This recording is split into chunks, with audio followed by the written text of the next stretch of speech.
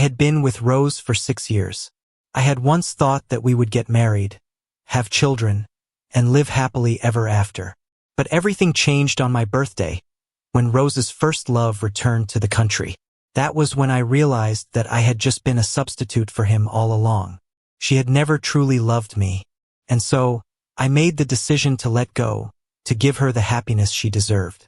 On the phone, I said to my sister, "Sis, I've agreed to the wedding plans." She replied, "That's great, Robert. I'm so glad you've come to your senses." I could hear the excitement in her voice, and then she added, "Don't worry. The person I'll introduce you to will definitely be someone you'll like. By the way, I haven't seen Rose in years. Be sure to invite her too. I need to thank her for taking care of you all these years." I nodded, "Sure, but I don't think she'll be able to make it." I sat on the couch, my voice flat, my eyes fixed on the TV in front of me. On the screen, Lou Group CEO, Rose, and the newly returned movie star, Ethan, were sweetly embracing each other. The media reporters were all over the story, congratulating the couple. My sister asked, "Not free? Could it be because her first love is back?" "Oh right, how could I forget? Today's the day movie star Ethan returned to the country. After all these years, they must finally be getting together." My heart tightened as I realized even my sister knew about Rose's first love, while I had been a fool, playing the role of her substitute for 6 years. All these years, Rose had kept her reputation clean, with no rumors or scandals. No scandals, that's true. During the years I was with her, I never caused any trouble. During the day, I was a proper student, and at night, I was a proper sugar baby to her. I thought she loved me, but just a few days ago, I found out the reason she had kept me around was that I resembled Ethan, her unforgettable first love. She had always just seen me as a stand-in for him. I asked, "Sis, did you know Rose had a first love?" She replied, "Of course I did. When her first love, Ethan, went abroad for his dreams, Rose was heartbroken for a long time and almost got depressed. Thankfully, she eventually got over it. Rose was my sister Helen's college roommate, and they had always been close. So when I came to study here, Helen asked Rose to look after me. Over time, I developed feelings for Rose, and naturally, we began living together. After college graduation, I couldn't bear to leave Rose, so I gave up my family's plan for me to return home and take over the business. Instead, I found a photography job here to stay. I had wanted to tell my sister about me and Rose for a long time, but Rose always stopped me. She never wanted to make our relationship public to her friends and family. At the time, Rose told me the timing wasn't right, and being naive, I thought we had a long future ahead of us and that we'd have a chance to share the good news later. Looking back now, there was no need to bring it up at all. My sister said, "By the way, Robert, Rose and Ethan have a great relationship. If you see them, can you ask Ethan for an autograph for me? I'll send you some extra spending money." I felt bitter inside. Even my sister admired Ethan, the famous movie star. Here I was, just an unknown photographer, feeling completely insignificant. She asked, "When are you coming back?" I replied, "Sis, I'll probably be back in about 2 weeks." Before I could finish, the door opened. At that moment, Rose walked in. She asked, "Where are you going in 2 weeks?" I quickly hung up the phone and looked up at Rose, who had returned. She was alone. No one was with her. After hugging her first love at the airport today, how was she back alone now? But since she was back, a small part of my unease subsided. Maybe I should still try to hold on to her. I suddenly felt like I was rushing things by agreeing to marry so soon. Rose's intense gaze fell on my face. She continued, "Are you spacing out? You still haven't answered me. You said you're going somewhere in 2 weeks." I replied, "Someone in my family is getting married." I made up an excuse, glad it didn't raise any suspicions. Rose didn't ask more questions, but instead, her shy eyes were locked on me. My face reddened slightly as something crossed my mind. I said, "Rose, if you don't need anything, I'll head upstairs." Before I could turn around, she hugged me from behind, pressing her warm body against mine. My heart raced as if it was about to burst. but the heat in my chest was quickly doused by a cold splash of water. If I hadn't seen her hugging another man today, and if her body didn't still carry the scent of that man, I might have thought she actually liked me. But she clearly didn't love me. So why was she being so affectionate? The woman nestled in my arms, and her ethereal voice broke the silence. She asked, "Did you see the news today?" "Yeah, I saw it." I swallowed hard. Could this be her final hug? She asked again, "What do you think about it?" I remained silent. She continued, "There's a welcome back party tonight. I'll take you there. I remember your sister's a fan of Ethan, so you can ask him for an autograph on her behalf. I'm sure he'll agree." "Okay," she said. "I have to go to work, so I won't be staying for dinner." Rose grabbed her car keys and phone, ready to leave. I couldn't help but try to keep her. After all, today was my birthday, and I couldn't believe she had forgotten. I said, "Rose, why don't you stay for a little while and eat before you go? The food's already ready." She replied, "No, I have a meeting with a client. You go ahead and eat. I'll have my assistant pick you up for the party later." I didn't insist. I just silently watched as Rose walked out the door. In the past, every year on my birthday, she would give me small gifts. A scarf she had knitted herself, or figurines of things I liked. Rose knew I loved photography. Whenever she heard about an auction for camera equipment, no matter how much it cost, she would buy it for me. This year, everything had changed. She no longer cared about me. In the end, I threw all the dishes I had carefully prepared into the trash, just like my love for her, no longer worth holding on to. Just after throwing the trash away, my phone pinged with a series of birthday greetings. I was surprised that my friends had remembered my birthday. Even my older sisters had sent red envelopes. At that moment, 2 strangers added me as friends. I didn't recognize them, but usually, people who had my number were either friends or acquaintances, so I accepted their requests. The first profile picture was of a lazy cat. As soon as I accepted the request, the person sent me a huge red envelope, accompanied by pictures of flowers and wine, wishing me a happy birthday. I asked, "Who are you?" The person replied, "Hello, my fiancé. Happy birthday." I didn't expect this fiancé, whom I hadn't even met yet, to be so generous. It looked like I'd have to make an even bigger gesture when it was her birthday. The second profile picture seemed a bit familiar. As soon as I accepted the request, the person's moments popped up with a post. The picture showed a plate of shrimp and a pair of hands peeling the shrimp. I recognized those hands. The nails were painted with designs I had done myself. I was stunned. Rose, who always claimed she never did anything with her hands, was peeling shrimp for someone else. This was something I had never experienced in all the years we were together. Back then, I always peeled shrimp for her while she worked on her laptop, quietly waiting for me to feed her.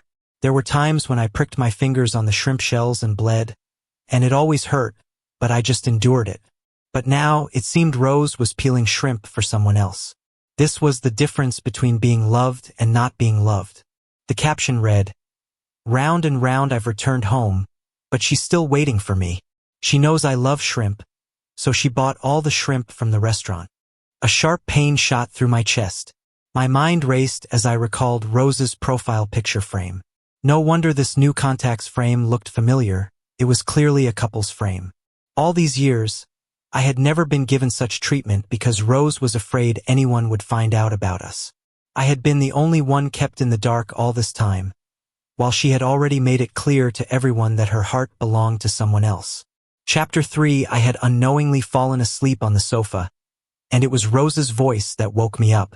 It was almost time for the dinner party. She said, "Change into this. As my little brother, you can't embarrass me tonight. Got it?" Rose handed me a box. I hadn't planned on going, but under her gaze, I reluctantly changed into the suit she had prepared for me. She said, "Robert, you look really handsome. Your future girlfriend is going to be so lucky." Rose came over and adjusted my clothes, clearly pleased with my appearance. A sense of pride quietly swelled in my chest. Was she trying to distance herself from me? Or was she giving me a warning? In any case, it didn't matter. I had already decided to leave. I nervously swallowed my voice, almost failing me, and I reminded her, "Sis, it's time to go." She nodded. Let's go." She walked ahead of me, and I made sure to keep my distance, no longer engaging in any intimate gestures. We walked in silence, one in front, the other behind. Rose sat in the driver's seat, and I initially planned to sit in the front passenger seat. However, Rose frowned and said, "Robert, you sit in the back today." "Okay." I didn't ask why. I obediently opened the door to the back seat. I knew the front seat was typically reserved for a girlfriend or boyfriend, but now our roles had clearly changed. At that moment, Rose's phone rang, its ringtone echoing in the back seat. She said, "Robert, pass me my phone." It was almost second nature for Rose to toss her phone into the back seat as soon as she got into the car. Her pale arm stretched back to grab it, and I couldn't help but think back to the photo from last night, the image of her peeling shrimp for Ethan. I froze for a moment, lost in that thought. Rose snapped me out of it. "Robert, the phone." I came back to my senses and reached for it, handing it to her. As I did, I noticed the name on the caller ID, husband. I hadn't expected Rose to be serious about marrying someone else. But what was I? A sugar baby? Or just a little brother? What kind of little brother spends the night hugging and sleeping together? Rose didn't explain. Maybe she had just accepted it herself. On my phone, I had messages filled with birthday wishes from friends, but not a single one from Rose. She said, "Okay, I'll be right there to pick you up." Her voice was soft, carrying a hint of joy. When she turned back to face me, her smile was a little awkward. She said, "Sorry, Robert. Ethan's car broke down, and I need to go pick him up." "Okay," I replied, my expression unchanged as I continued quietly scrolling through my phone. She said, "Robert, I looked up at Rose. She continued, "Robert, I'm not getting any younger. I should start thinking about getting married." I nodded. "Okay, I hope you find happiness." "Is this really how you feel?" "Yeah." The car quickly arrived at the spot where Ethan was waiting by the roadside. Ethan instinctively reached for the back seat, but when he saw I was already sitting there, he stopped. "Ethan, you sit in the front," Rose said with a gentle smile, looking at him. Ethan replied, "I get car sick in the front, so I'll sit in the back." "All right then," Rose said, not saying much more.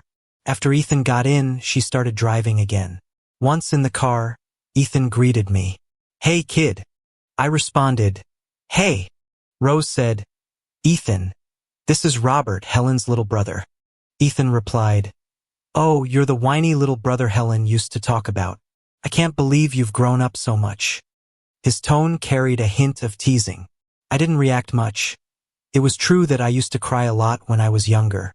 Rose smiled and came to my defense. "Ethan, don't tease him. He's shy." She paused for a moment before adding, "Robert, this is Ethan, my fiancé. He'll be your brother-in-law from now on." "Okay, sister." This would be the last time I called her sister. After today, perhaps we would never cross paths again. I said, "Hello, brother-in-law." Rose seemed quite pleased with my attitude. If this had been the past, I would have caused a scene by now. In the past, when she returned home drunk, supported by a male model, I would have made a fuss and we'd have argued for days. Ethan said, "Rose, by the way, I was in such a rush earlier that I forgot to bring my violin. Can you go back and grab it for me? And also, can you pick up the makeup artist and my assistant? You know I'm a celebrity. My image is important." Rose said, "Okay." When Ethan said this, he cast a meaningful glance at me. I understood. This man was deliberately provoking me. Makeup artists, assistants, and the violin. If all of them got in the car, there would clearly be no room left. So, Rose pulled over to the side of the road, then sent me the address and a 2,000 renminbi red envelope, saying, "Robert, why don't you just take a taxi? I've sent you the address." I understood. This wasn't a birthday gift, just the taxi fare. Normally, her birthday red envelopes would be 520 or 1,314 with good meanings behind them. I didn't say anything and silently got out of the car. As I got out, I clearly saw a glimmer of coldness in Ethan's eyes, followed by a victorious smile. Standing by the roadside, I watched as Rose's car slowly drove away, disappearing from my sight. I opened the taxi app. I noticed the location was quite remote, with hardly any cars passing by. I walked along, hoping to catch a ride, but even when cars passed, no one was willing to stop. By the time I arrived at the hotel, the banquet had already started. Rose and Ethan, as the stars of the banquet, were already being fawned over on stage as they gave their speeches. I quietly entered the exhibition hall and found a corner where no one noticed me. I grabbed a quick bite to eat. After a 2-hour walk, my feet were sore, and blisters had already formed. Finally, the dance segment began. As the main guest, Ethan naturally invited Rose to dance the first song. Taking advantage of this moment, I went to the restroom. When I saw my own disheveled appearance in the mirror, I splashed some cold water on my face. Suddenly, I was grabbed from behind, and a sack was thrown over my head. A few people started beating me. One of them said, "Look at you. You think you can compete with Ethan for his girlfriend?" Exactly. This is what happens when you offend Ethan, the movie king. They kept hitting me until they were tired, then finally stopped. I was in so much pain, and before I could even pull myself out of the sack, I heard the bathroom door click. It was clearly locked from the outside. Despite the noise in the restroom, no one seemed to notice. Clearly, the hotel staff had been bribed. I struggled to tear the sack off my body. Every inch of me ached, and I could hardly stand. When I finally crawled over to the door, I realized it wouldn't open. The lights went out just then as well. I have claustrophobia. As a child, I was locked in the basement by my friends, and by the time my older sisters came to find me, I had already passed out. Now I felt lightheaded and trembling. I pulled my phone from my pocket and dialed Rose's number. The phone rang a few times before it was picked up. On the other end, I heard, "Robert, your sister drank too much and is already asleep." But I clearly heard Rose's voice asking, "Who is it?" Ethan quickly hung up. I knew Rose must have been with Ethan. When I tried calling again, the phone had already been turned off. I was left alone in the bathroom for the rest of the night. Of course, I fainted later on due to fear. The next day, the staff found me and sent me to the hospital. Thankfully, I was treated in time, and when I finally woke up, it had been 5 days. I took out my phone, hoping to see if Rose had tried to contact me. But all I found was a simple 2-word message, "On business trip." The date was 5 days ago. I absent-mindedly scrolled to Ethan's moments. There were photos of meals, sightseeing, and travel check-ins. It was clear that they had gone on a honeymoon early. After being discharged, I went to the hotel to check the surveillance footage, only to be told that the cameras were broken and couldn't be checked. No surveillance meant no evidence to prove that the people who attacked me were Ethan's fans. What a coincidence, the cameras just happened to be broken, and I had no way of checking them. I had no choice but to return home in disappointment. I couldn't help but wonder, how did Ethan's fans even know who I was? I had barely ever been in public with Rose. I hadn't expected Ethan to harbor such hostility toward me. I had no evidence, so I decided to return home and pack up my things. I didn't have much, mostly photography equipment. But as soon as I opened the door, I was greeted by the sight of the two of them cozy and affectionate, kissing in the living room. I hadn't expected to walk in on such a scene. I didn't know whether to leave or just say, "You two continue." Rose said, "Robert, you're back. Ethan will be staying with us for the next few days." As she said this, the two of them were still tightly pressed together, reluctant to part. Okay. I had no issue with Ethan moving in. After all, he would be the one in charge here sooner or later. Ethan said, "Rose, you're so good to me. Once the heating in my place is set up, I'll head back." Rose replied, "Why go back? What's mine is yours. We're not strangers." Rose gave a soft laugh, then let go of Ethan and walked to the fridge to grab him a drink. It wasn't until just then that I realized Ethan didn't like cold drinks. Rose said, "You must be exhausted from packing earlier." Let me heat up some milk for you. Okay. They exchanged knowing glances, and I, unwilling to stay as a third wheel, decided to head to my room to pack up. As I reached the door to the room on the second floor, I suddenly froze. On the floor, scattered all around, my photography equipment and film rolls were scattered on the floor, some of them falling out of their cases. There was also a water stain with some of the film soaked in water. A lot of my equipment was piled up as though it had been deliberately broken. Ethan said, "Robert, I'm sorry. When I saw you weren't back yet, I was cleaning up your room and accidentally knocked your stuff over. I don't know how much your equipment costs, but if you want, just name a price and I'll pay you back." Rose, hearing the noise from upstairs, came up and glanced at the scattered equipment. She casually replied, "It's just some photography equipment, Ethan. You didn't do it on purpose. This stuff isn't worth much. We'll just buy some more later." I clenched my fists tightly. These were the photos I had worked on for many years, pouring so much effort into them, and now they were destroyed. Some of them were even due to be sent to the magazine tonight. Rose knew these things were precious. She never allowed anyone to clean in my room, yet she let Ethan in here. I was furious.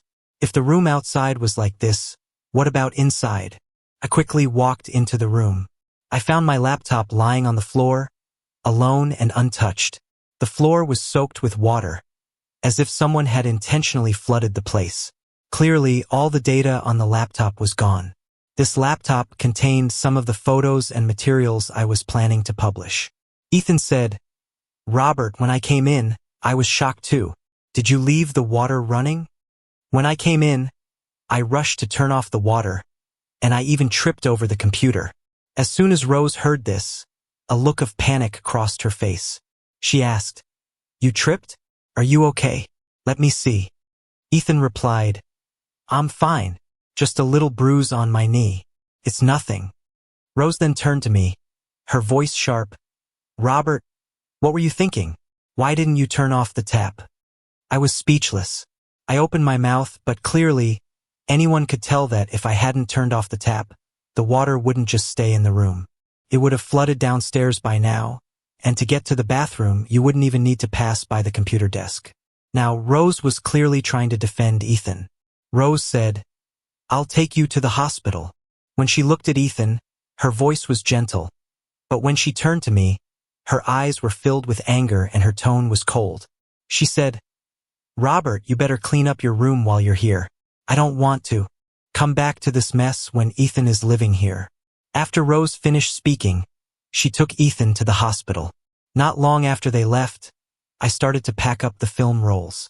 Fortunately, I managed to salvage some. As for the damaged equipment and computer, I called in a professional to handle it.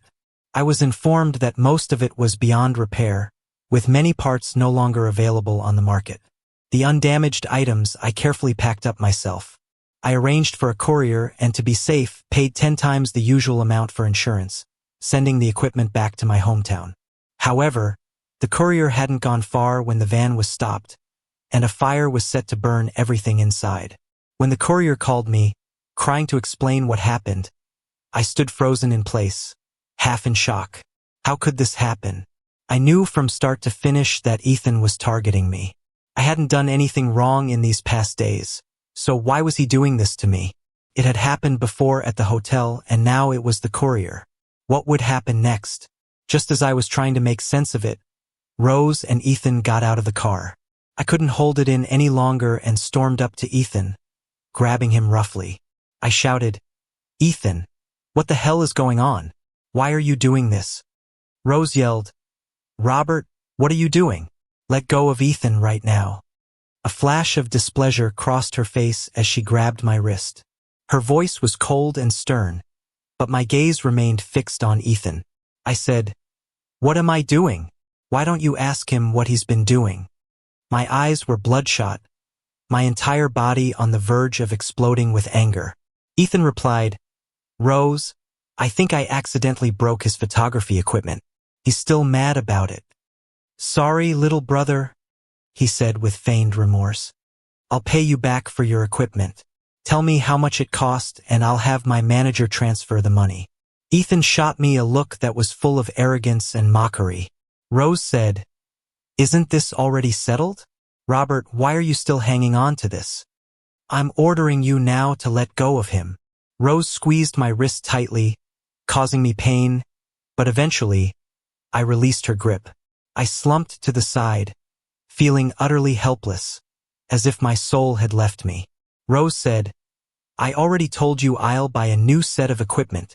You don't need to keep dwelling on this. After all, Ethan didn't mean it.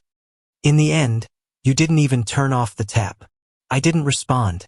Every piece of equipment was something she had given me, and I cherished them so much, never wanting to let them get damaged. Many of them were rare and no longer available for purchase.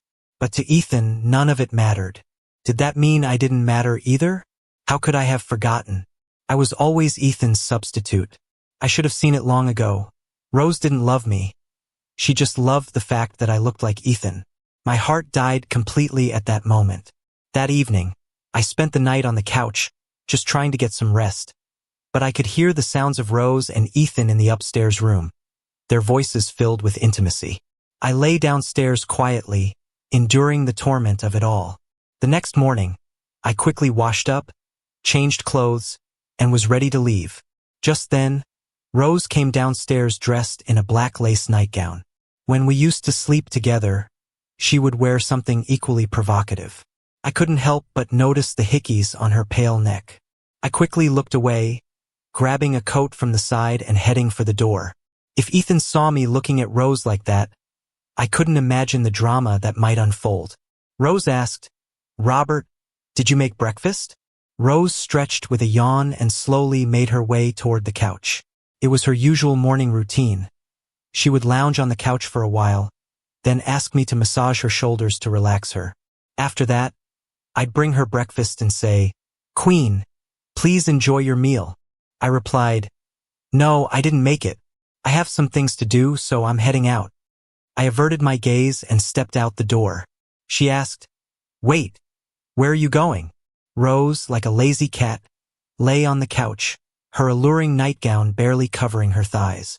Her body exuded a sensual charm. Hadn't she and Ethan enjoyed themselves enough last night? Was she now trying to seduce me? I swallowed hard, forcing myself to look away. "I'm just heading to the studio. I'll be back later." She replied, "Your studio doesn't make much, does it? You're always traveling for work. Come here and give me a shoulder massage, and I'll drive you there later." Rose laid back on the couch, waiting for me to comply. I replied, "It's fine. I can drive myself." I practically ran out of the house, trying to escape. When I reached the underground parking lot, I received a call from Rose. She asked, "Robert, where's the oil?" "It's in the cabinet under the stove." She asked again, "Which one's the salt, and which one's the sugar?" "The salt's on the left, sugar's on the right in the spice jar." I gritted my teeth as I answered. I couldn't believe that Rose was cooking breakfast for Ethan. It was clear, love and indifference couldn't be more obvious. I closed my eyes for a moment. Maybe it was time to put an end to this. I'd be leaving soon. Just as I was about to start the car, I noticed the fuel gauge was empty. When I got out to check, I found that all 4 tires had been slashed. I couldn't take it anymore. These awful stalker fans would do anything for their idol. I pounded the side of the car in frustration, my fingers leaving deep imprints on the shiny surface. Just as I walked out of the parking garage, ready to grab a cab and go to the company to quit, a car suddenly drove straight toward me. I had no time to dodge, and the impact sent me crashing into a flower bed. The car sped off, leaving me behind. I struggled to pull out my phone and call Rose, but no one picked up. Looking at my bloody hand, I realized I had been slashed by the flower bed when I was hit. Then everything went black. When I woke up again, I found myself in a hospital, brought in by a sanitation worker who had found me. The nurse had tried calling Rose, but she never answered. Then the TV showed a broadcast of the Liu Group with CEO Mr. Liu and Ethan touring the company. The comments below were full of well wishes, hoping the two of them would find happiness together. I stared faintly at the 2 people on the TV, their sweetness almost unbearable, and despite the pain in my hand, I forced myself to say, "I'll sign it myself." After signing, I fell unconscious again. When I woke up, the room was pitch dark, and I was alone. I moved my body to turn on the light. I hated the dark, even though there were dim streetlights outside. The silence was eerily frightening. My fingers were wrapped in thick bandages. My whole body was in pain, but thankfully my legs were still intact. I spent 3 days alone in the hospital. The ugly scars on my hand were particularly chilling to look at. At that moment, I received a message from the studio. I glanced at it, and the boss said the photos from the last shoot. They were great and encouraged me to keep up the good work. After thinking it through for a while, I decided to tell the boss I was resigning. I called him and said, "Sorry, boss, I want to resign." I paused, then added, "I originally wanted to speak to you in person and hand everything over, but now I'm in the hospital after being hit by a car. So, I can only tell you this over the phone." The boss, concerned, asked, "Hit by a car? What happened?" I didn't answer him. In C-City, I had no friends. Even if I knew who did it, there was no way to find evidence. He then said, "Don't worry, I have some connections here. Tell me what happened, and I'll investigate it for you." "Okay," I replied, feeling the tears welling up in my eyes. I hadn't expected that in my moment of solitude and helplessness. It was the studio boss who was willing to help. "I'll come over in the afternoon and discuss the details with you," he said. When the afternoon came, the boss arrived with some fruit. As soon as he saw me lying in bed, his eyes filled with pity. I felt a pang of guilt and said, "Thank you, boss, for coming to see me." He reassured me, "It's nothing, but are you really resigning?" I nodded, replying, "Yes. I'm afraid continuing like this will only drag the studio down." The boss, now angry, said, "How could that be? Those people are nothing to worry about." Just then, his phone rang. "Boss, it's bad. Someone sprayed paint all over the studio. You should come back and take a look." "What? Who did this?" "We checked the surveillance, boss. It was a bunch of underage kids." "Underage?" I apologized, feeling the weight of everything. "Boss, I'm sorry for dragging you into this." He responded, "This isn't your fault. Why are you blaming yourself? I think the people behind this were intentionally targeting you." I nodded, his words offering some comfort. He asked, "Do you know who did it?" His eyes lit up with curiosity. I sighed, replying, "Those little brats are Ethan's stalker fans. And since they're all minors, even if they kill or set fire, they won't face any legal consequences." He looked at me, surprised, and asked, "Ethan, is that the boyfriend of your sister?" "Yes," I said quietly. "So your injuries were also caused by these people targeting you?" "Yes," I replied with a bitter smile. "Seems like Ethan is more cunning than I thought," he said thoughtfully. "He doesn't do it himself but incites his fans to target you." "Boss, I'm sorry. Don't apologize. Don't worry," he said with a reassuring nod. "I'll get to the bottom of this. Even if I can't get those kids to pay, I'll make their parents pay for it." I added, "Boss, I'll compensate for the damages to the studio, and also, I'll be heading back home soon. Can you keep my resignation private?" He paused, then asked, "Do you not want your sister to know?" "Yes," I said simply. He nodded and agreed. "All right." When he left, he didn't make me pay anything. In fact, after hearing that I was getting married, he not only waived the compensation but even gave me extra salary as a wedding gift. "Remember to send me an invitation when you get married. I'll come to cheer you on." "Okay," I said, feeling a mix of emotions as he left with a smile. I spent a few more days in the hospital, lost in thought. During that time, Rose didn't call once, and I had finally given up on her. Finally, after my stitches were removed, I was discharged. The boss called to say he had found some evidence. However, when he was preparing to sue the stalker fans, Lou Corporation became worried about how it would affect Ethan's reputation. They paid a large sum of money to cover it up. No one dared report on it anymore. I had already known this would be the outcome. When I returned home, Still weak from my injuries, the house felt as empty as ever. Seemed Rose hadn't been back in a while. As I went to the storage room to grab my suitcase, I found my belongings in disarray, thrown on the floor. The photos of me had been slashed with a sharp object. And my diary, the one where I had written all my affection for Rose, had been torn to shreds. At that moment, my phone buzzed with a notification. An excerpt from my diary detailing my feelings for Rose had been posted online. The backlash was immediate, and the internet was flooded with people condemning me, calling me shameless for having feelings for my own sister. I was stunned. Rose's angry voice came through the phone. "Robert, I told you before that our relationship shouldn't be exposed. Why did you do this?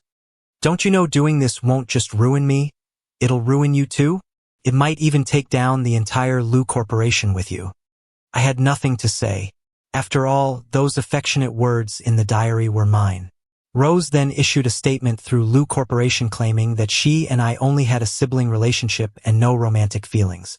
No feelings at all. Fine. In that case, let's end it here. I gathered my belongings from the floor, throwing the photos into the charcoal stove to burn them. After cleaning up the storage room, I packed up what little luggage I had left and prepared to leave. At that moment, Rose rushed in. She slapped me across the face as soon as she entered. "Robert, look at what you've done. Do you know that because of that diary, Lou Corporation stock price has plummeted?" I said quietly, "This isn't my fault. You might want to look into who did it." I turned my head and stared directly at Rose. Ethan placed his hand on Rose's shoulder, smiling cryptically as he said, "Rose, I think there's something fishy about this. Maybe someone with bad intentions, or perhaps certain people were used by our enemies." Rose said, "Fine. If I find out you did this, I won't let you off the hook." After saying that, she didn't even notice my pale face. Ethan shot me a cold look, a smile of victory flickering in his eyes. In the end, it was the stalker fans who did all of this, and it had nothing to do with him. Besides, those fans were minors. Even if I wanted to sue them, I had nowhere to go. Ethan probably just wanted to watch Rose slowly become disillusioned with me and return to his side. I stood there stubbornly, waiting until their figures disappeared, then took out my phone and called a cab to the airport. When I sat in the cab, I glanced back at the villa I had lived in for 6 years. It held so many memories of Rose and me. Happy ones, romantic ones, moments filled with joy, and other intimate memories. But now it didn't matter anymore. She no longer belonged to me. The cab drove off. At Sea City Airport, when the plane landed, I slowly looked away, returning my gaze to the real world. I was back after 6 years. During those 6 years, I had hardly ever come back. My parents and 2 older sisters would send videos every year during the holidays, asking why I didn't return. I would always use the excuse that work was too busy to come back.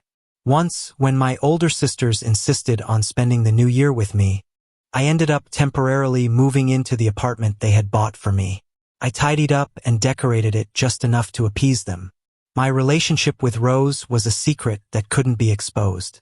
Over the years, I had kept this secret and the love no one knew about, living in both pain and sweetness. But now I no longer wanted it. I took my suitcase and walked through the crowd, leaving the airport.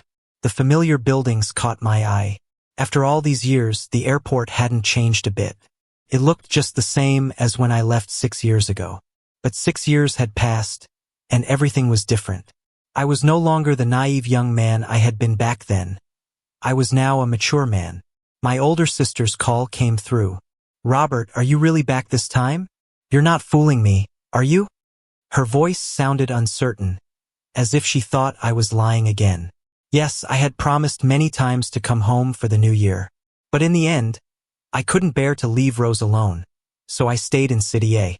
I said, "Yeah, I'm back. And this time, I'm not leaving." My sister replied, "Not leaving? Well, now that you're back, let's get married. We're all waiting for you to carry on the family line and have children." I laughed. "Big sis, don't tease me. By the way, when are you going to find me a brother-in-law?" She said, "Forget about a brother-in-law. I'm busy right now and can't pick you up. but I've sent your fiancée to meet you. She should be arriving soon. I nodded. All right. I was actually curious to see what my fiancé, whom I had never met, looked like. From what my sister said, they seemed very pleased with her. If they were satisfied, that was good enough for me. I trusted my family not to set me up. However, I waited outside the airport for a long time, growing increasingly anxious. I took out my phone to ask where she was. Just then, I heard the roar of a motorcycle engine. I looked up and saw a young woman riding straight toward me. I couldn't help but feel a sense of admiration for her. But why was she riding straight at me? I took a step back, almost losing my balance on the stairs. Just as I steadied myself, the motorcycle braked sharply and stopped right in front of me.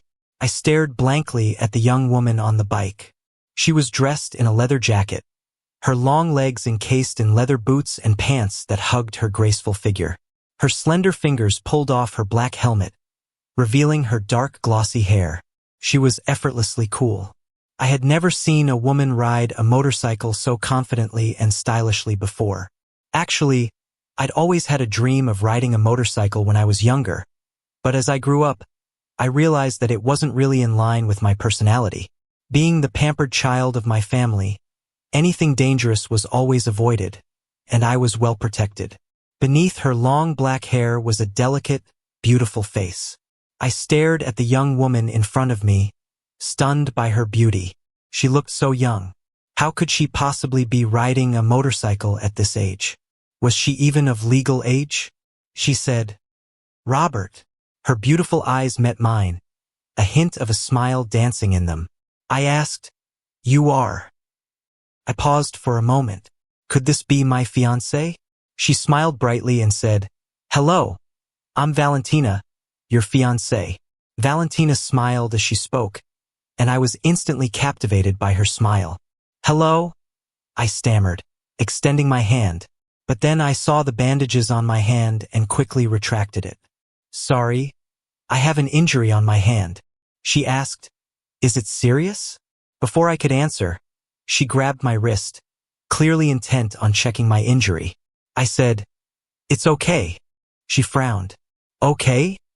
You've wrapped it up this thick, and you're saying it's okay? Come on, I'll take you to the hospital to get it checked out." There was a coldness in her eyes for a brief moment, but it quickly vanished.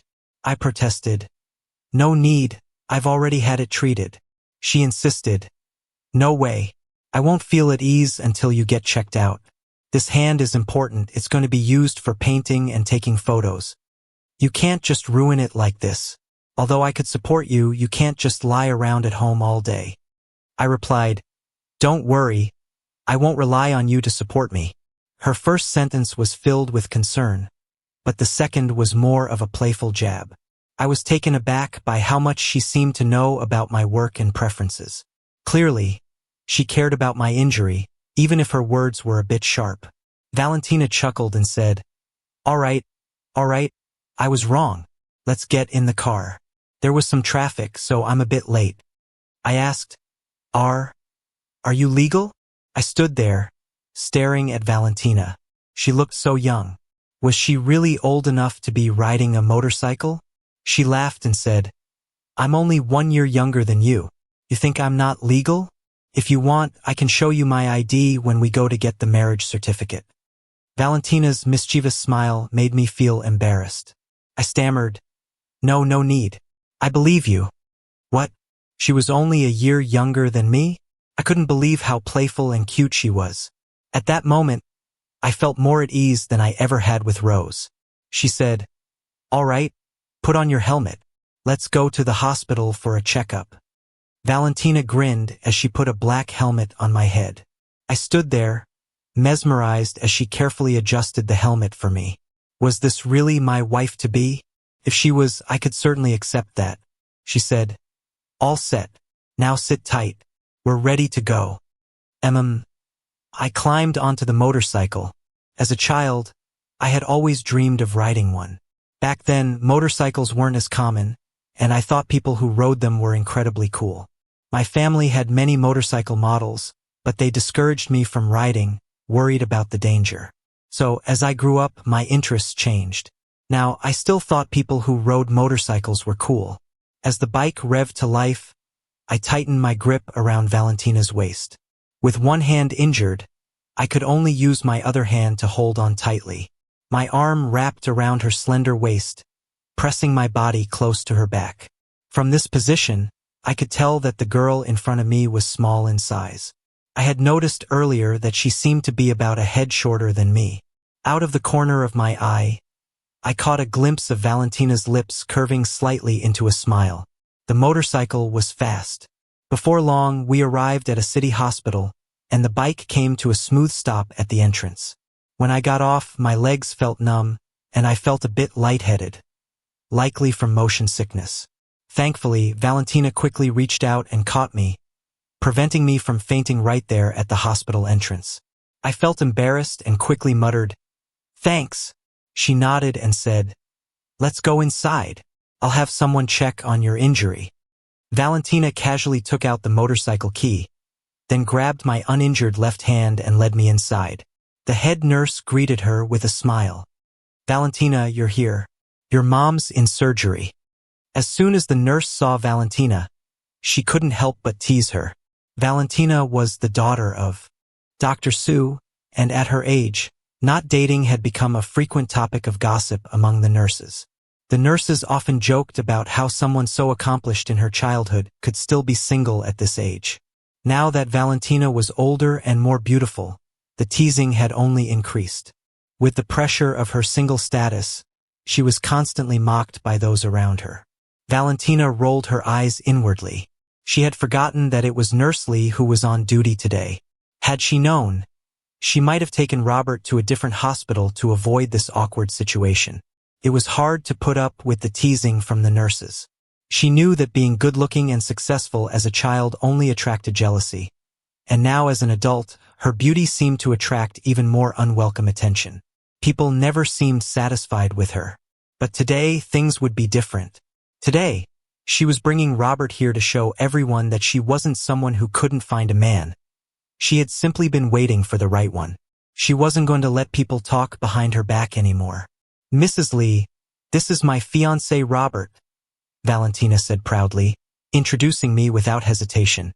She didn't hide the fact that Robert was her fiancé. After all, he was handsome enough to make many girls swoon, and she was happy to show him off.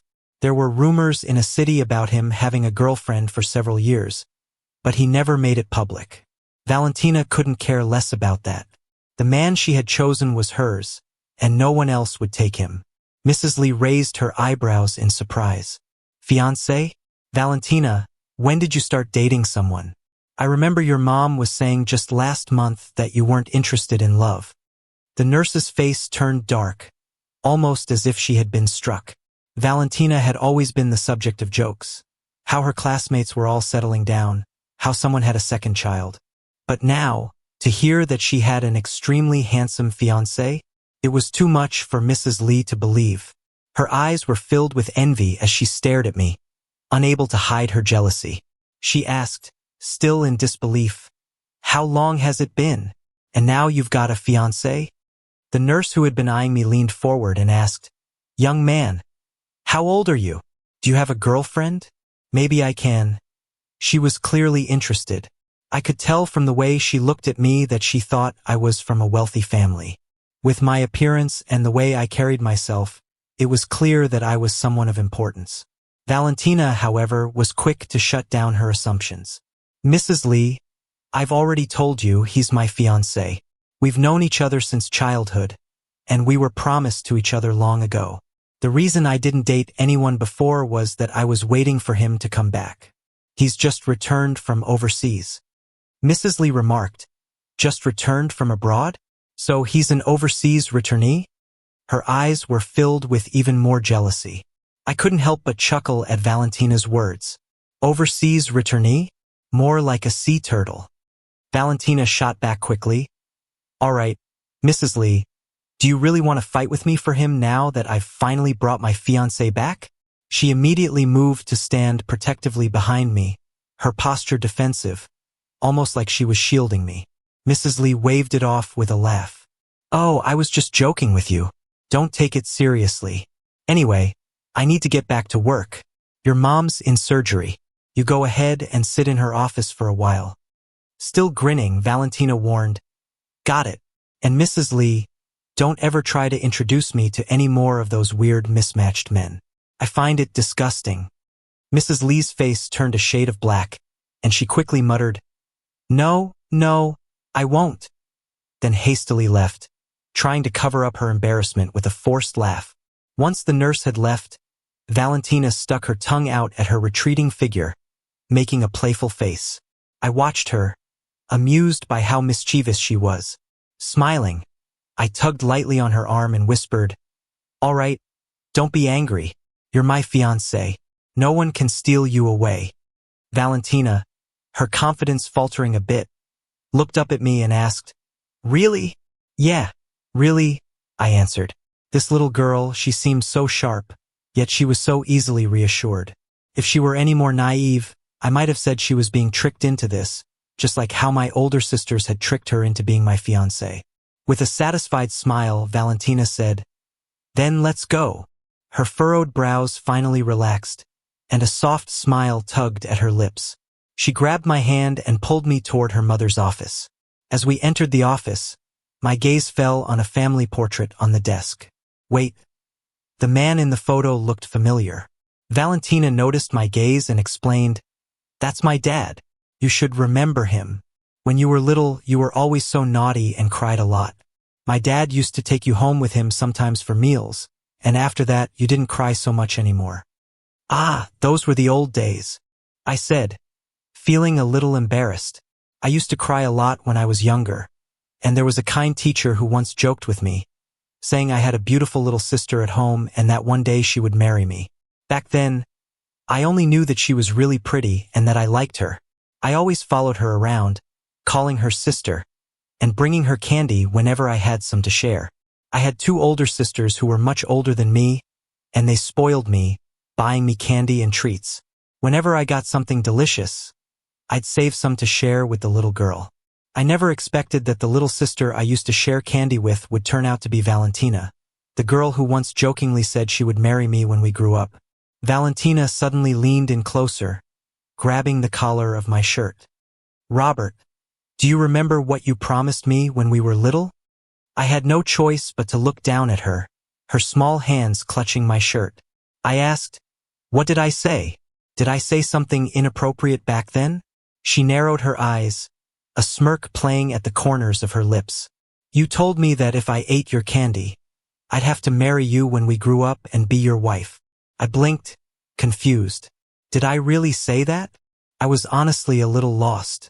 After all, it was something that happened when we were kids, and I couldn't remember all the details. Had I promised her something like that? She snorted and said, "Oh, you don't want to admit it, huh?" I quickly defended myself. "No, I just really don't remember." Valentina tugged at my shirt again, standing on tiptoe.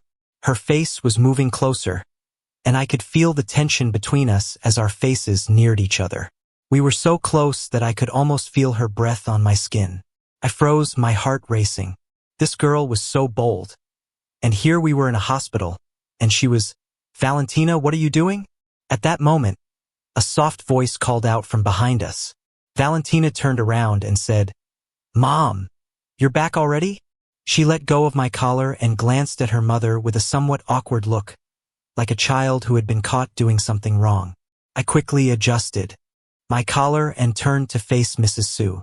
Mrs. Sue smiled at me and said, "If I didn't come back, you would have scared my son-in-law away." Her smile was warm, and I couldn't help but return it. I greeted her politely, "Hello, Mrs. Sue." I looked at Mrs. Sue, noting her gentle expression that reminded me of a mother's warmth. It made me feel strangely comforted, and for a brief moment, I felt a pang of homesickness for my own mother. Mrs. Sue walked over and gently smoothed the wrinkles on my shirt caused by Valentina's earlier grip. "Good boy, you're back. That's all that matters." "Thank you, Mrs. Sue," I said, stretching my hand toward her. When I saw my injured hand, I quickly withdrew it, feeling the awkwardness creeping up on me. Mrs. Sue noticed and asked, "What happened to your hand? Let me see it." Her eyes filled with concern as she gazed at the bandaged wound on my hand. "It's nothing, I just tripped," I explained, trying to downplay the injury. "You tripped and hurt it this badly?" she asked, clearly unconvinced.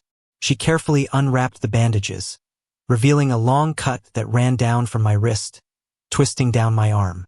Thankfully, my palm was unaffected. "Who did this to you?" she asked, her voice sharp with concern. Valentina, standing nearby, looked at my hand with a trace of hurt in her eyes.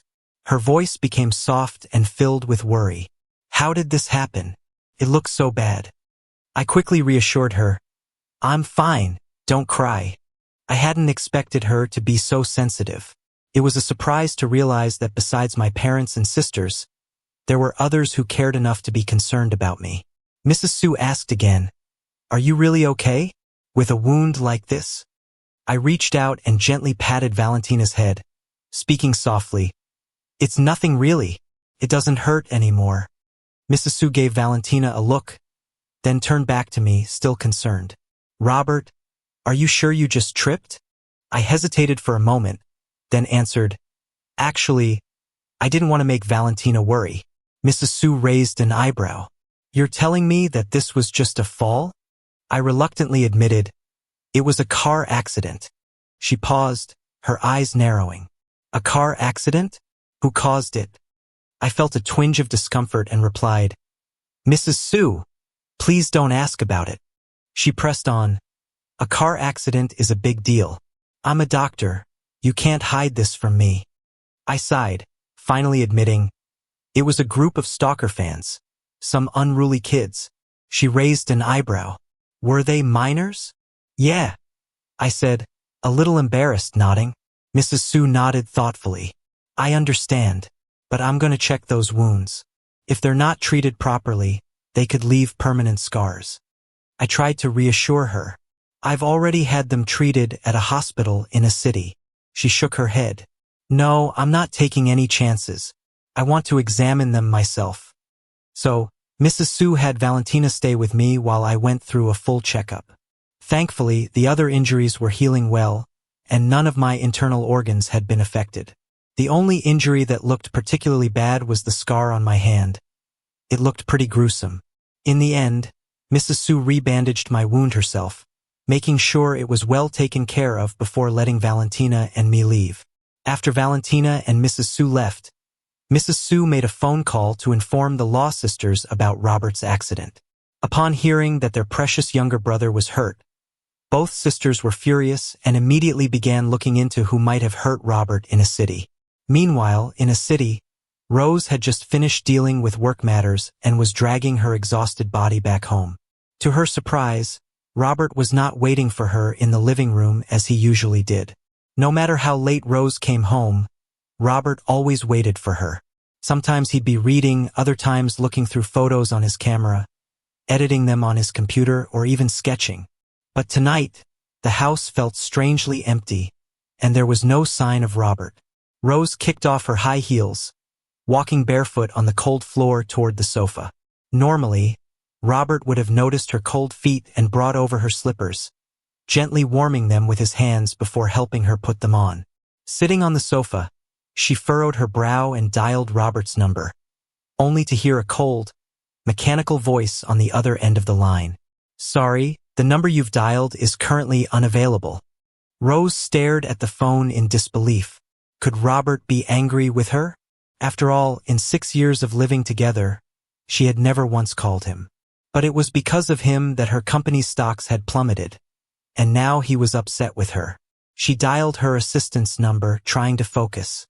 "Get me the latest photography equipment," she ordered.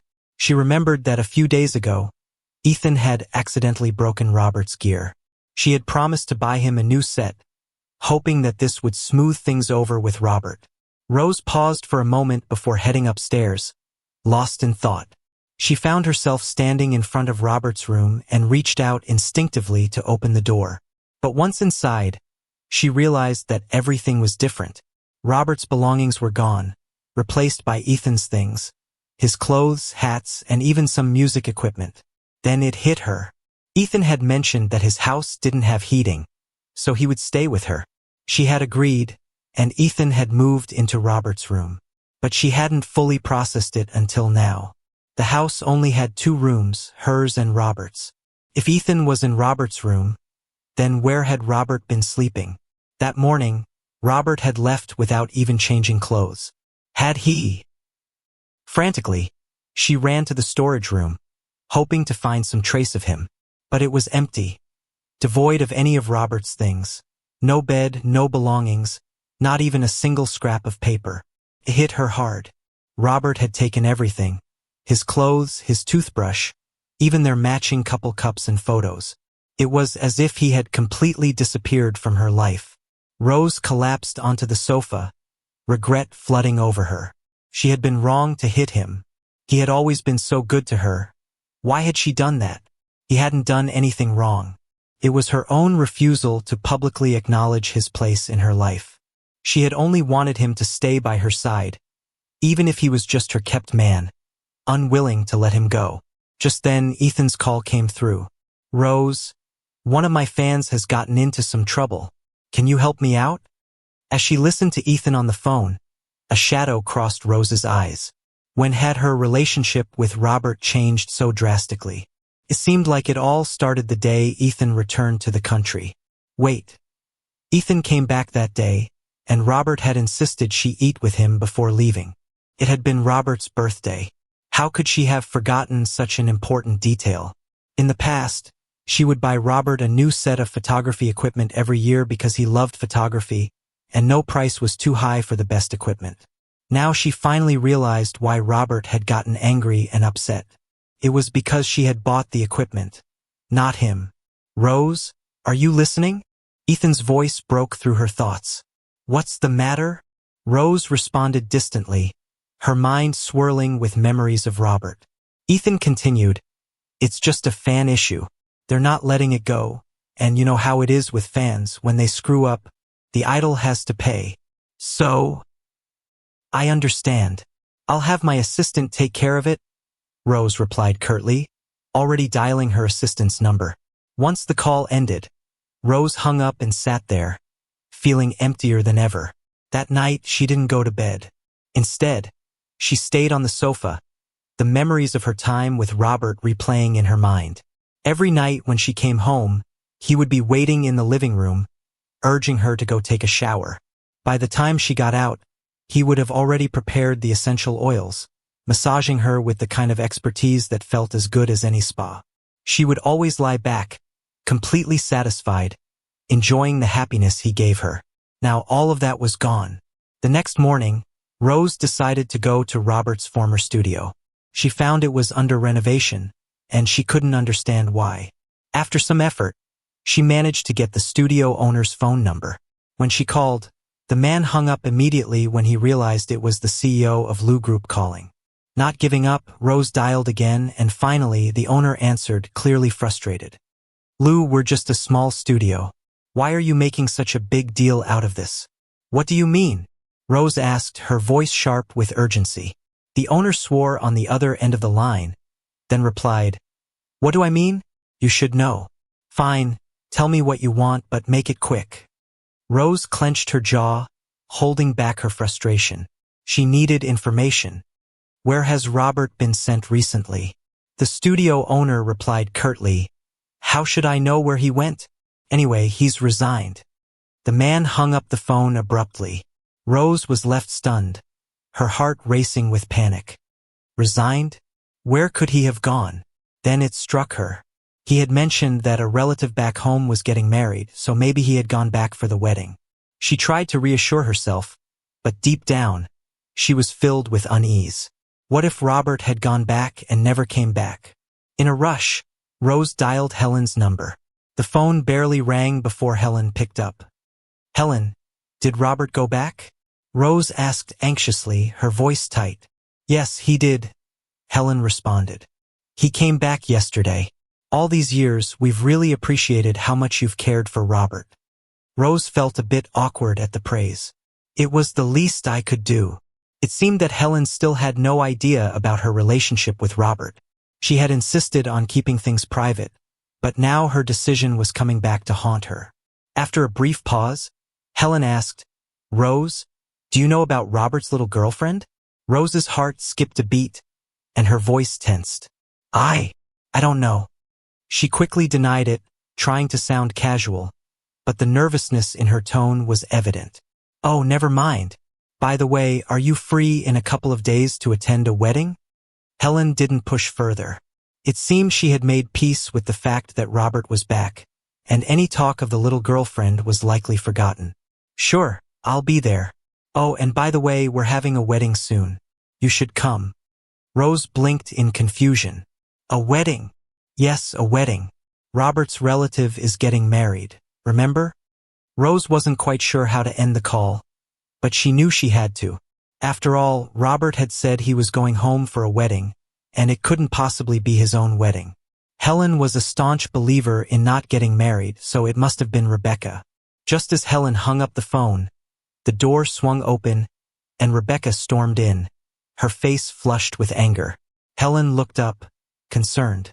"What's wrong? Did you find something?" Rebecca tossed a pile of papers onto the table in front of her sister. "You take a look for yourself." The two sisters had always been protective of their younger brother. They couldn't afford to be careless, especially when Robert, the precious younger brother they had raised with so much care, was wronged in a city. They had to find the person responsible. Helen's eyes widened as she went through the shocking images in front of her. There were photos of Robert being beaten and locked in a bathroom, his parcels intercepted and burned, and even a picture of him being hit by a car. Helen's gaze fixed on the familiar villa in the background of one of the photos. She quickly pulled out her phone and scrolled through her gallery. Sure enough, in a selfie Rose had sent her, the same villa appeared in the background. Helen mumbled to herself, could it be that all these years Robert's hidden girlfriend was? Rebecca, noticing her sister's realization, leaned in. Who is it?" Helen didn't immediately respond. She stared at the photo, comparing it with the one she had just found. After a moment, her eyes met Rebecca's. They didn't need to say anything. The connection was clear. Finally, Helen spoke. "Who's the one bullying Robert in these photos? Did you find out?" Rebecca nodded. "It's Ethan's fan. They hurt Robert in their attempt to protect Ethan." "Ethan?" Helen repeated in disbelief. "You mean Rose's fiancé?" Helen's anger boiled over. "So Rose was not only involved with my brother, but also still entangled with Ethan?" Rebecca sighed. "Sister, Robert must be heartbroken." Helen, though frustrated, calmed down. "At least Robert's back now. If he hadn't..." Rebecca gave a small, reassuring smile. "Don't worry. Valentina is a good girl. She'll take care of him." Helen nodded, finally at ease. "Good. At least Robert's had a rough time, but now he's found someone who truly cares for him." When the two sisters finally returned home, the house was filled with the hustle and bustle of both families. Law Mother, seeing her daughters enter, called them over cheerfully. "Helen, Rebecca, come here." Noticing the serious expressions on their faces, Robert couldn't help but joke. "Hey, what took you so long? I'm about to starve here." Valentina, ever attentive, immediately picked up a peeled shrimp and placed it in Robert's mouth. "Eat first and stop talking." Robert's heart softened. He had always been the one feeding others, but just now, he saw Valentina quietly put a shrimp in his plate when no one was looking, then carefully peeled it for him. He thought she liked shrimp and planned to peel more for her later. But instead, she fed him the shrimp. No one had ever cared for him like this, except for his parents. He was deeply moved. The family watched the couple, and a soft, affectionate smile appeared on everyone's faces. It was clear to them that this relationship was solid. After a while, they all sat down to eat. Because of the bandages on Robert's hand, Valentina did all the feeding for him. And Robert, despite his usually picky tastes, ate everything she offered without complaint. Sue's mother couldn't help but smile. "Robert eats anything, doesn't he? Really easy to take care of." Watching the two of them, she felt a sense of relief. She wasn't worried that Robert would bully Valentina. Her concern was more about Valentina possibly taking advantage of Robert. But she was confident that Valentina truly cared for him, so she had nothing to fear. The conversation turned to wedding arrangements, dowries, and the couple's future home. Eventually, the elders pushed the two of them out to walk in the garden for some privacy. Valentina looked at Robert with a hint of hesitation. "Robert, do you really want to marry me?" She still couldn't quite believe it. If she had known Robert would get hurt, she would have flown too. Waiting outside in leather pants and a jacket, holding a helmet and leaning against a motorcycle. "It's so early. The civil affairs office isn't even open yet." As she stood there, the cool morning air made her look even more striking, and the motorcycle next to her added to her strong yet graceful image. If Robert's hand were healed, he would have certainly liked to ride it with her. He quickly opened the door, pulling her inside. "Aren't you cold dressed like that?" Robert reached out to hold her hand, feeling the slight chill in her fingers. His heart ached a little. He slowly transferred warmth from his own hand to hers. "It's fine," Valentina replied with a soft smile, enjoying the warmth from Robert's hand. She thought to herself, if only I could hold his hand like this forever. "Valentina, you're here so early," said Mrs. Law as she came downstairs. She noticed how Robert's eyes were entirely focused on Valentina, and a warm smile spread across her face. The girl was eager, but she thought it was a little too much. Robert wasn't all that special. He was just good-looking and gentle. He didn't have any great strengths. It was puzzling how such a beautiful girl had set her sights on him. In her younger days, Mrs. Law wouldn't have cared for such a son, one who was handsome but useless. But Robert was the only son, pampered from childhood, and with two sisters running the family business, he hadn't had much pressure in life. It was only now that he had finally found a woman he wanted to be with. At least this girl seemed good, obedient and sweet. "Valentina," said Mrs. Law, "I'm going with Robert to try on wedding dresses today. We might be a little late returning. I hope you don't mind." Mrs. Law smiled knowingly. "Of course not. You two are officially husband and wife now. The sooner you have a baby, the better." The implication was obvious. Registering meant they were a married couple, and a married couple, well, that led to the honeymoon, didn't it? Mrs. Law was quick to pick up on Valentina's meaning. "Mom," Robert said, feeling awkward. His little girlfriend was being cheeky, and now his mother was getting in on it too. Mrs. Law waved it off. All right. Valentina, go ahead and have breakfast first. Don't go hungry." She took Valentina's hand and led her to the breakfast table, leaving Robert to watch, a little disheartened that his mother now had a new priority, his future wife. After breakfast, Robert and Valentina left. Helen and Rebecca remained upstairs, not yet coming down. Helen answered Rose's call. "Is Robert there?" Rose asked, her voice a little anxious.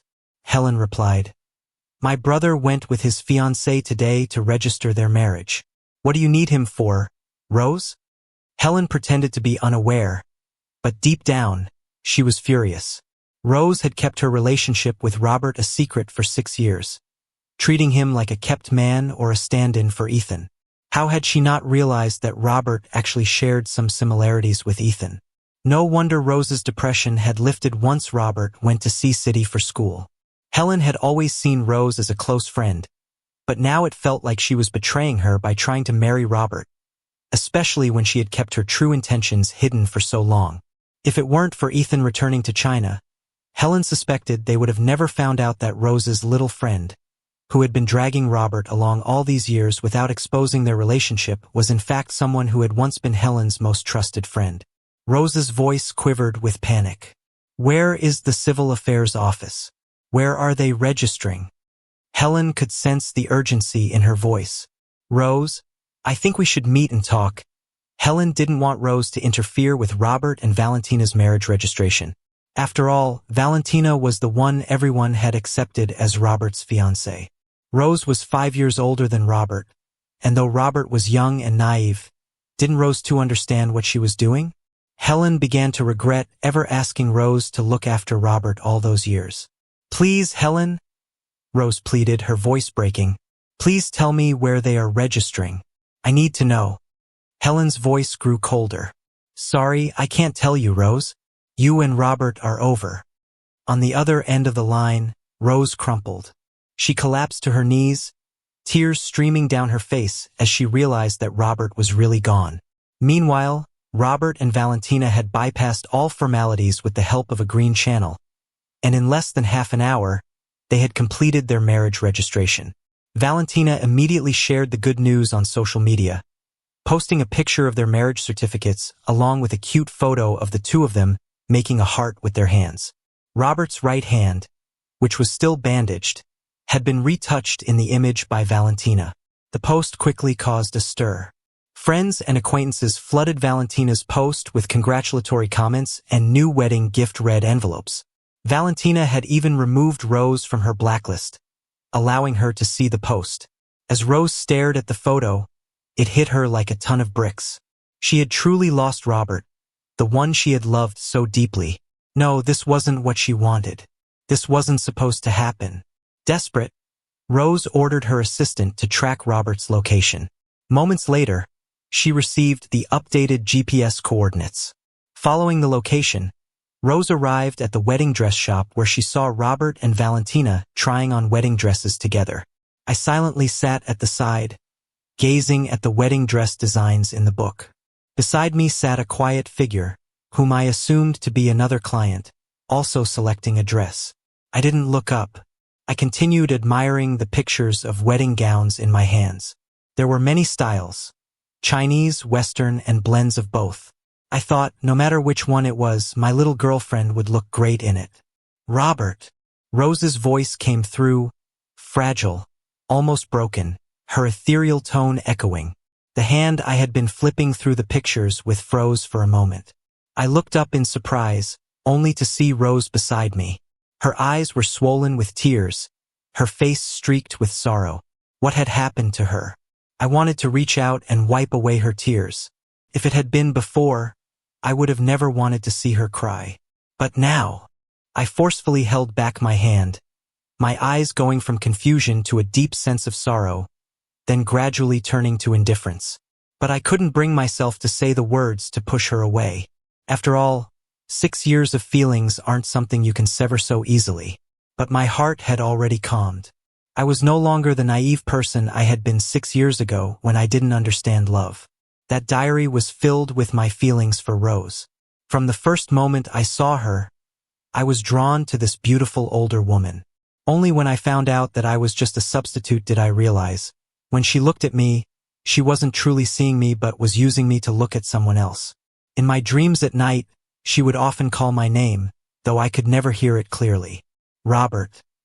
Or perhaps it was Ethan. Just as I was thinking about how to ask Rose to leave before my little girlfriend noticed, a voice interrupted. Sister, here's a tissue for you. Valentina, who had just finished trying on wedding dresses, noticed the beautiful woman sitting next to me crying, as if she had lost something dear. She walked over, picked up a napkin from the side, and handed it to Rose. Rose asked, "Who are you?" Valentina replied, "I'm Robert's fiancée. Are you here for our wedding?" "You're a bit early though. The wedding is still a few days away. The main reason is that Robert hurt his hand, so he might not be able to hold the ring." As she spoke, she subtly lifted my sleeve, revealing the grotesque scar underneath, seemingly to check but really to observe Rose's reaction. Rose flustered, asking, "How did this happen?" Valentina smiled. "Sister, from now on, I'll be the one to protect my fiancé. You don't need to worry about him anymore." She emphasized the word sister, letting the words slide slowly between her teeth. Rose fell silent, and Valentina continued, "Don't blame yourself. It's not your fault.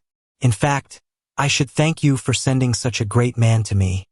I stood to the side, thinking that this girl had a very strong sense of jealousy. I could practically feel the jealousy in the air. Rose nervously turned to me and said, "Robert, I'm sorry. I didn't know about this, but I'll go back and investigate." I said, "Sister, I'm already married. This is my fiancé. Our wedding is in a week, and I'd love for you to come." I also felt that Ethan was the one behind all of this and that it had nothing to do with Rose. But I was just a substitute, and that bothered me. After all these years of being her arm candy, I had let go of it. But what did it mean that she was here now? Was she trying to hold me back? Did she want me to go back to being her fool? No. Back then, I was young and didn't care, but now I couldn't be reckless anymore. Besides, Valentina was amazing. She always put me first and centered everything around me. Unlike me, who had spent 6 years revolving around Rose only to find that her heart had never warmed. Her heart was cold. The truth was, Rose didn't love me. She just wasn't used to not having someone around to serve her. Robert, please give me another chance. Rose reached out, grabbing my arm, her voice choking with tears, almost pleading as she was on the verge of kneeling. I replied, Sister, from the moment Ethan returned and you had me call him brother-in-law, didn't that prove we're just like siblings? So what are you doing now? I'm not a good match for you. Ethan is. So please go back to him. She shook her head. No, I won't go back. Robert, please, just one more chance, please. Valentina, in disbelief, said, Sister, Robert respects you and calls you sister. But don't take advantage of that. We've already registered our marriage. We're a legal couple now, and our relationship is great. Don't try to break us up. Her anger flared in her eyes, burning brightly. In the next second, I placed my hand gently on her head and rubbed it lightly. The fiery anger in her eyes extinguished in an instant. Not a trace remained, and her gaze softened with a hint of affection for me. I said, Sister, I don't love you anymore. I'll let you know about the wedding details. After that, I withdrew my arm and gave Rose a cold look. I took Valentina's hand, our fingers intertwined, and we slowly walked out together. Just as we were about to leave, the store manager suddenly came out and stopped us. Wait, miss, you're still wearing our shop's wedding dress. I said, I've bought this dress. I took out a card and handed it to the store clerk. All right, please wait a moment. The clerk returned the card to me respectfully. So, on the way out, there was a beautiful bride in a wedding dress, riding a motorcycle and showing off with me in the streets. Before long, we became the latest hot topic, and many new couples even began to follow our example. Rose returned to a city, her mind a whirlwind of confusion and despair. Her assistant, clearly worried, escorted her back to the villa. The house was brightly lit, and when Rose arrived, she could hear the sounds of a party from within. When she opened the door, her eyes widened in shock.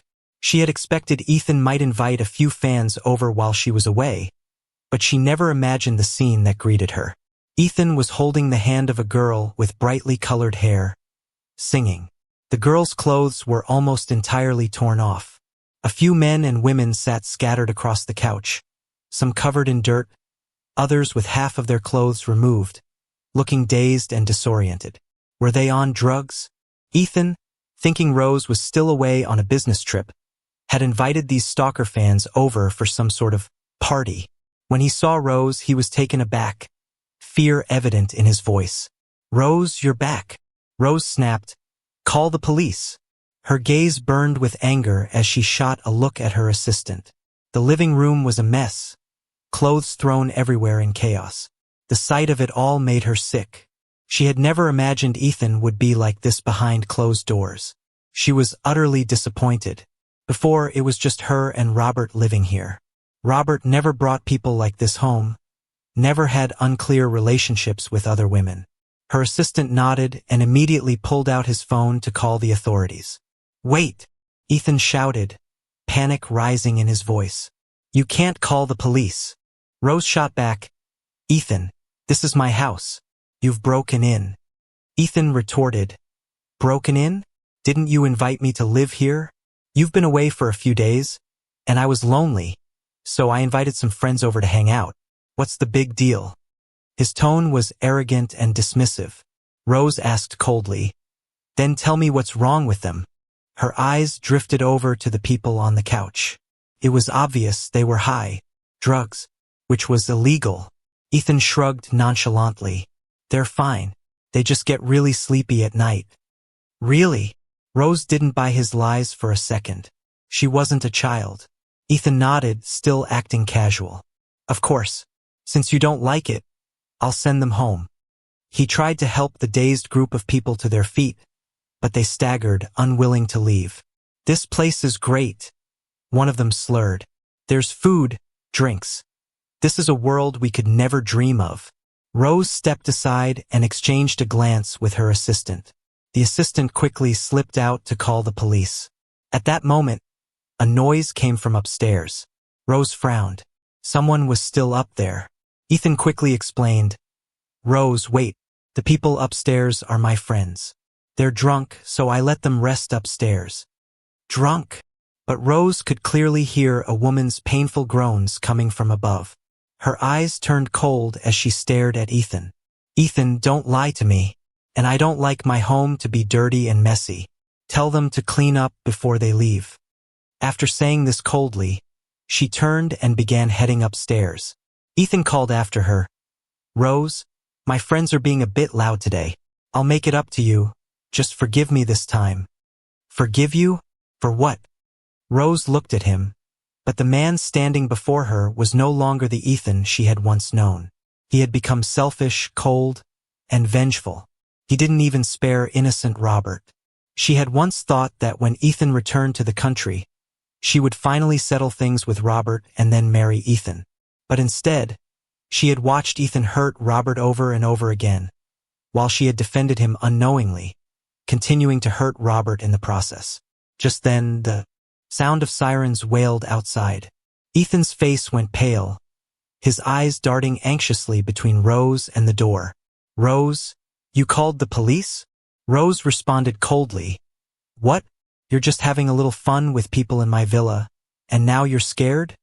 The more Ethan acted this way, the more suspicious Rose became. What exactly did he think her villa was? Without warning, Ethan grabbed Rose by the neck and hissed, Rose, this is your fault. You pushed me to this. The assistant shouted in panic, Ethan, what are you doing? Let go of the CEO now. Rushing forward, the assistant's eyes were wide with fear as he saw Ethan tightening his grip on Rose's neck.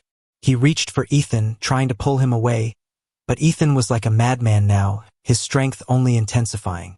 Rose struggled to breathe, her vision blurring as Rose gasped for air. She couldn't help but think that maybe it would be easier to just die right there. Robert had already rejected her, and now she didn't want to live either. Stop! Just then, the sound of police sirens broke through the chaos. The officers stormed into the villa, quickly surrounding it. But Ethan still refused to release his grip on Rose. In a desperate move, the assistant grabbed a nearby vase and smashed it over Ethan's head. The force of the hit made Ethan loosen his grip just enough for Rose to finally gasp in a breath of air. It was as if she had been given a second chance at life. Rose could hardly process the danger she had just been in. How had Robert endured when he was locked in the bathroom all night, injured and alone? Rose couldn't even communicate with the police at that point. But fortunately, the assistant had witnessed everything and insisted the police thoroughly search the villa for any more hidden dangers.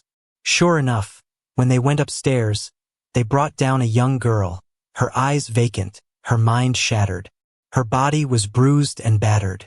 The assistant immediately took off his jacket and draped it over the girl, trying to offer some comfort. They also brought down 3 other young men, all of them acting arrogantly and defiantly. It was clear they had been raised without proper guidance, the kind of kids who wandered the streets without any care for the rules. Ethan was taken away by the police. The next day, news of Ethan's arrest spread like wildfire, causing an uproar across social media. Some people claimed Ethan had been wrongfully accused. Others demanded his release, even showing up outside the police station to yell at the officers. They called for Ethan's freedom, insisting that the actor had been framed. Some even called Lou's group, hoping the company would intervene and get Ethan out. Rose looked at the information her assistant had provided. It turned out that Ethan had been living a reckless life overseas. Years ago, Lou's family had given him money to study abroad, but instead, he squandered it all.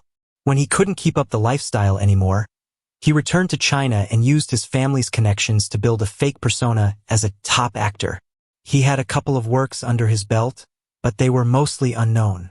She couldn't understand how someone like him could be elevated to the status of Actor of the Year.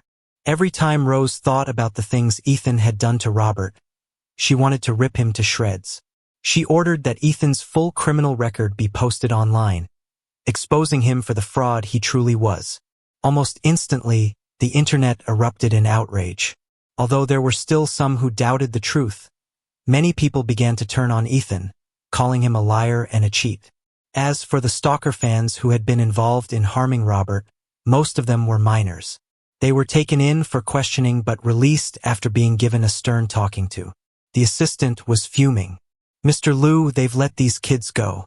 They're already causing trouble at such a young age. What's going to happen when they grow up?" He couldn't help but feel sorry for Robert. After all, what kind of person would hurt someone like him?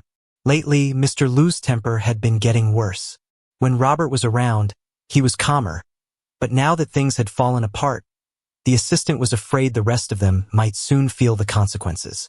A cold, icy glint flashed in Rose's eyes as she spoke, her voice filled with a chilling determination. "Go and bring them back. I want them to experience firsthand the pain Robert suffered." The assistant hesitated before speaking. "Mr. Liu, murder is still a crime, you know?" "Murder?" Rose scoffed. "Killing them would be a mercy. You will make them suffer everything Robert went through one by one, then release them afterward." "Understood, Mr. Liu." A few days later, the streets were filled with disabled beggars. Some had their legs broken, others their arms. There were even some with their tongues cut out. No one would ever dare to harm others again after this. After Ethan was locked up in prison, he initially tried to reach out to Rose, begging for her forgiveness. He claimed he was sorry, but Rose didn't even give him a chance to explain. She directly handed over all the evidence of his stalker fans harassing Robert to the police. Ethan was charged with multiple crimes and sentenced to 10 years in prison. Though he was sentenced to 10 years, neither Rose nor the Liu family or even the Su family had the kind of power to shield someone indefinitely. But if they wanted someone dead in prison, that was an entirely different matter. It was almost too easy for them to orchestrate. What Helen hadn't expected was how ruthless Rose would become, even to the point of sacrificing her own blood. Years ago, Rose had been heartbroken over Ethan. She was devastated to the point where she didn't even want to live anymore. Yet less than a month after Ethan returned to China, Rose had done the unthinkable, cutting him off without hesitation. Everyone had assumed that dealing with Ethan would cause Rose to turn against them. But they were wrong. Rose was just as cold-blooded as they were. She sent Ethan straight to prison. This, in turn, made their internal dealings much more convenient. Of course, I was unaware of all the turmoil behind the scenes. Valentina was constantly at my side, obsessing over every detail of the wedding. Picking out the wedding dress, the invitations, the floral arrangements, my parents' outfits, the decoration of the venue, and the finer details like whether we should use Chinese or Western-style tableware or a combination of both. By night, she never left my side, constantly talking about having children with me. On the night of our wedding, she even stayed in my room, drunk and stubborn, refusing to leave. Even her parents couldn't do anything to stop her. In the end, they had no choice but to let Valentina stay. She would go directly to the wedding the next day, but the old family rules couldn't be broken. We were finally separated by force, and as I was leaving, Valentina clung to my clothes, unwilling to let me go. I had to take off my jacket and coax her for a while before finally sending her back to the villa. Once she calmed down and fell asleep, I rubbed my temples and was escorted back by the butler. The wedding went ahead as planned. Valentina was still a little groggy when the bridesmaids woke her up in the morning. She was even a bit irritable at first, but when she saw the bridal suite and the bridesmaids, she remembered that it was her wedding day. Her irritability quickly vanished. One of the bridesmaids teasingly asked Valentina, "The groom's on his way. If you don't get up now, are you planning to have him carry you out of bed?" Another one joked, "Why not? Our Valentina is a little fairy, after all." Valentina replied, all right, I'm getting up." She finally got out of bed. Today was her wedding day, and after tonight, I would be completely hers. The groom arrived. When I appeared downstairs in the villa, the bridesmaids squealed in excitement, shouting, "He's here! He's here!" Valentina stood up but was immediately stopped by the bridesmaids. When my figure appeared at the door, a shower of red envelopes was thrown in the air like confetti. The bridesmaids, momentarily distracted by the scene, quickly scrambled to grab the envelopes off the floor, completely forgetting the planned performance. By the time they realized what had happened, Valentina had already slipped on her shoes and was quietly being carried out by me. The luxury car slowly drove off, leaving the bridesmaids behind, still scrambling to collect the red envelopes. The groomsmen, equally bewildered, hadn't even had time to deal with the bridesmaids' antics before everything was over. They quietly followed us, while the bridesmaids would eventually be escorted to the wedding venue. As the wedding car entered the hotel, I got out and was about to carry my still drowsy bride out of the car when I heard a soft voice call my name. "Robert." I hesitated for a moment, holding Valentina in my arms. Valentina sleepily said, "I'm awake, husband." Her voice, once sluggish, now full of energy, was as if to say, "The wedding is today, don't even think about stealing my man." I smiled indulgently and playfully tapped her nose. She smiled back. "Husband, hug me." Valentina snuggled closer into my arms. I grinned. "Of course." Gently, I lifted her out of the car, then turned my gaze to Rose. "Rose, I'm so glad you could attend the wedding today." I spoke calmly, my eyes briefly meeting hers before moving back to Valentina, who was nestled in my arms. Helen, standing nearby, nervously glanced at Rose.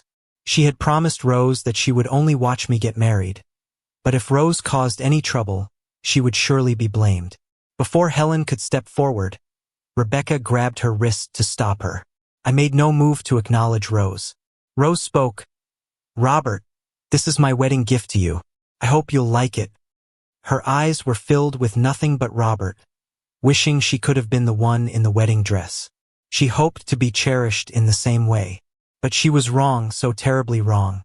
She shouldn't have treated Robert as a substitute for Ethan. She had thought that what she couldn't have was the best, while the one who had always been there for her had been ignored. Now, feeling defeated, Rose took out some company shares and handed them to Robert as a form of compensation. I replied, "Thank you, Rose. I'm already so happy you could be here today. As for the gift, it's too much. I really can't accept this." I glanced at the shares transfer document in Rose's hand. It was too extravagant for a wedding gift. Valentina added, "Sister, I know this is your way of making up for the years of regret, but Robert is now my husband, and we'll face everything together. You don't need to worry about him anymore." Valentina reached out to tap me, signaling she wanted to be put down. Once on her feet, she handed the shares back to Rose. Her voice was soft but firm.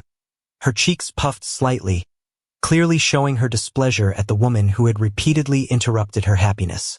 Helen quickly stepped forward and pulled Rose aside. "All right, let's go inside. We don't want to miss the good timing." Rose, almost stumbling, was led away. She stood there, a look of confusion on her face, watching as we were surrounded by well-wishers and ushered into the hotel.